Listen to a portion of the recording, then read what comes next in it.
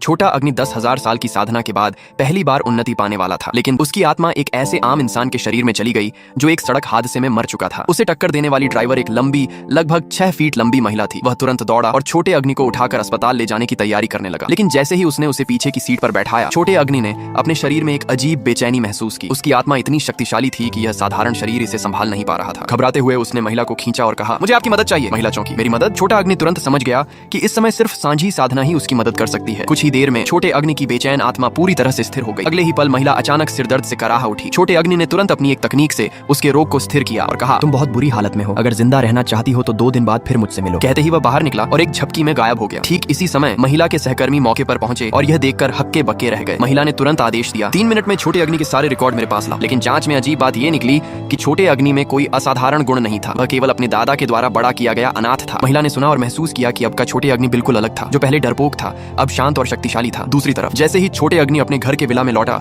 उसने देखा कि चारों ओर काली नकारात्मक ऊर्जा घेर रही थी। उसने मुंह खोला और सारी गंदगी धुआं बनकर गायब हो गई। घर के अंदर उसकी पत्नी अपनी बहन को आदेश दे रही थी कि छोटे अग्नि को बहकाकर गलती करने पर मजबूर करें। शादी के पूर्व हुए समझौते के अनुसार शादी के दौरान किसी का भी धोखा पकड़ा गया तो उसे सब कुछ खोना था। लेकिन पत्नी को यह नहीं पता था कि छोटे अग्नि पहले ही सतर्क हो गया था। जब छोटी भाभी अपने हॉट कपड़ों में छोटे अग्नि के कमरे में आई, उसने तुरंत उनकी चाल समझ ली। उसने सिर्फ एक ताली की आवाज से भाभी को जड़ कर दिया और कहा, अगर तुम इतनी शरारती हो तो तुम्हें थोड़ा ठंडा होना चाहिए। अगले ही पल उसने उसे पकड़कर एक पहाड़ी घाटी में ले गया। भाभी डरकर बार-बार माफी मांगने लगी, लेकिन छोटे अग्नि ने दिल नहीं दिखाया। उसने फोन करके एम्बुलेंस बुलवाई और फिर उसे नदी में फेंक दिया। वहीं पत्नी सोच रही थी कि सब योजना सफल हो गई और संपत्ति उसके हाथ में आएगी, लेकिन जैसे ही वह ऊपर भागी, उसने देखा कि उसकी बहन गायब थी। उसने पूछा, बहन कहाँ गई? छोटा अग्नि सिर्फ इतना कहा, अगर तुम तलाक चाहती हो तो मैं मान गया। पत्नी हैरान और चौंक गई।